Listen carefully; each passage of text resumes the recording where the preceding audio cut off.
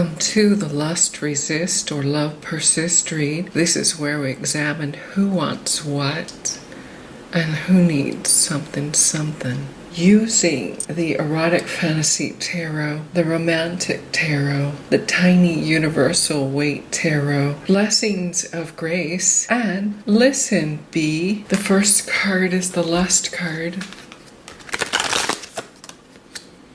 We have the Three of Wands. Peekaboo, I see you. Someone's looking over their shoulder instead of the future. A little bit of Back to the Future, deja vu energy. Keep your eyes on your own prize. Don't be constantly checking for who doesn't have your back. This is someone who is pushed to the edge and up on stilts. They've let their own brain kind of wilt. The second card is the Love card.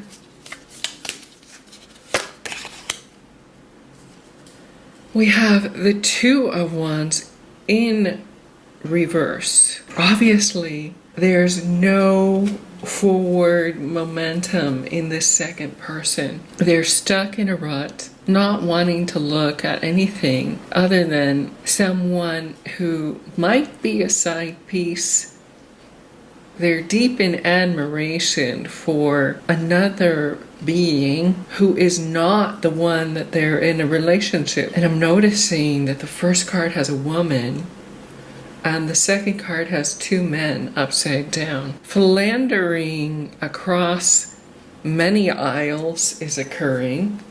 And no wonder the first person is kind of like left on the edge or in a lurch. They know something's going on and they're trying to steady themselves while the other person is totally immersed and not even paying attention to anything but their own desire that they've quenched with another. Let's look at the sparkles of either attraction or repulsion.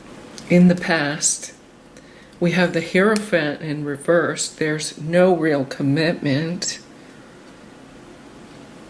There's no discipline or rules.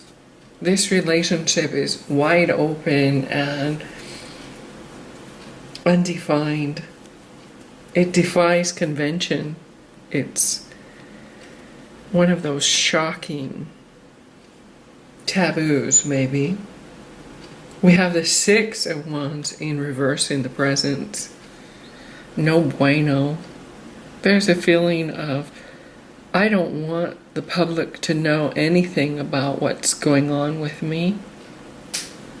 There's a shame and hiding, and I can't believe this is really happening to me. The third card is the future. That's the shock of everything coming out that wasn't based on firm foundation. But it didn't start with a firm foundation, so why should you be shocked that there's gonna be revelation? It feels like this might be a case of the beard speaking about the person she's covered for a very long time. One of those in-name only pseudo connections.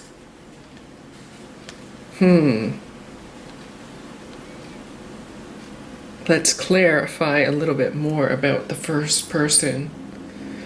They've been hit hard by life with this Five of Cups. Everything they've tried to put together has fallen apart. And they don't really see what could be for them. They only see the mess. Constant chaos, constant tipping over of the apple cart. There's never anything steady or firm or strong in their world. They're holding on for dear life at the edge. We have the Six of Swords. They long for a better brighter tomorrow, they may have sought some counseling for their issues. And we have the Three of Cups. They like to party and drink to cover up things. This Three of Cups is like connecting with all the wrong people. This first person lacks common sense in the choice of companions and friends. Therefore, they're always going to be surrounded by people who don't really care about them.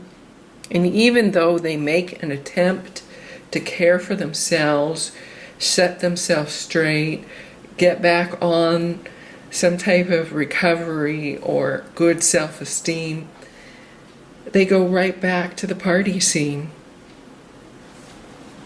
Tell us about the second person who is in the closet for sure. We have the Four of Cups. They've learned to just turn off their attention and zone out. They already have enough, so they don't need the overtures of true love. They ignore the love cup that's constantly in their face, and they're just kind of writing out whatever past life grace that they have, not putting in that much effort because they already have someone that they are connected to on the down low. They may be rather wealthy. We have the Ten of Pentacles. They've built up a reputation, a legacy, an entire life, although it seems based a little bit on a lie, but they're standing in the community rather strongly. The outcome is the Six of Cups and the Star.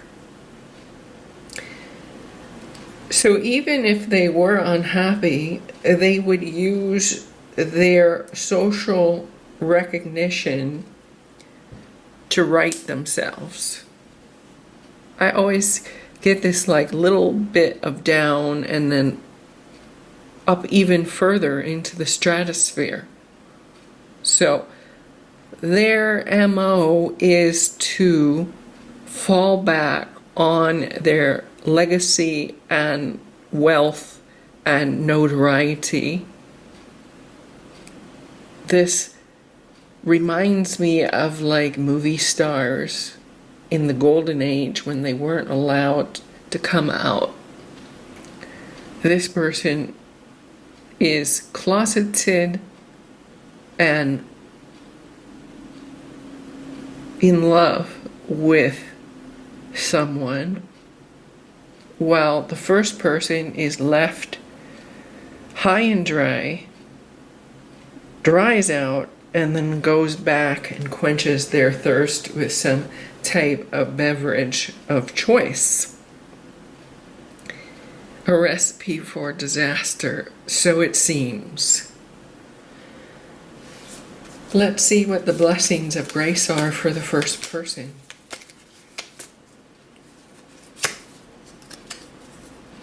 It wasn't the rope or the nails that kept Jesus on the cross, it was his love for you and I. The first person is a bit of a self-sacrificer for other people. They are in love with love. They are idealistic to their own detriment. Let's see the grace of the second person. They are blessed with absolute surrender. Is not about me getting closer to God, but allowing God to get closer to me. They've always had a multitude of people who were interested in them because they have very high self-esteem, a lot of resources, and pull. Let's listen to what the bee has to say for the first person. There's no such thing as, quote, the right time. Trust yourself and just do it. Well, don't jump.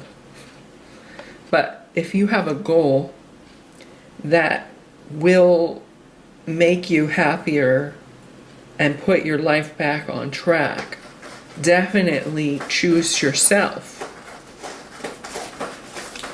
It's your time to learn how to trust something that's real, not imaginary. The second person's the message says, if you don't believe in yourself, how can you expect anyone else to? And it has this bird in flight. I don't know if you could see that. They're very peaceful. They expect their manifestations to remain in their life. They don't see anything disturbing their life. They feel like they have everything wrapped up and it's perfect for them, and if there are any bumps in the road or disappointments, they can recover easily and effortlessly. So what if everything is on the down low? But there's going to be something exposed here with this Tower card. And I feel like it's the first person taking control back of their life's direction and doing something they're proud of for themselves. The other person is so caught up in their own dalliance and pleasures, their own power, that they aren't really expecting anything to surprise them at all. It's going to. Let's see what it might be. We'll try and look. There's a Queen of Swords here, some limits and boundaries. There's a Knight of Pentacles. It'll be gradual. And 2 cards. Oh, the Two of Cups and the Knight of Cups. This first person might find someone on their own who cares about them. They're going to step out of this faux union for true love when they put their life back together and realize they don't have to be the martyr, that they could trust in what they're doing and be more sure and steady. This first person is going to be rewarded with a real relationship. And that might shock the second person, who already has everything set anyway, and they don't need any other things added to their life. They're already completely a self-contained kind of unit of perfection anyway. So this will be just a release of that which was not real anyway, and kind of an embarrassment over the years. I'm kind of feeling like they don't need the cover anymore. And it was an inconvenience anyway. Something to be ignored with that Four of Cups. Something that made them feel unhappy. So now, both parties in the final analysis will benefit from this Tower in being set free to be more authentic and closer to their own true destinies. Thank you and namaste.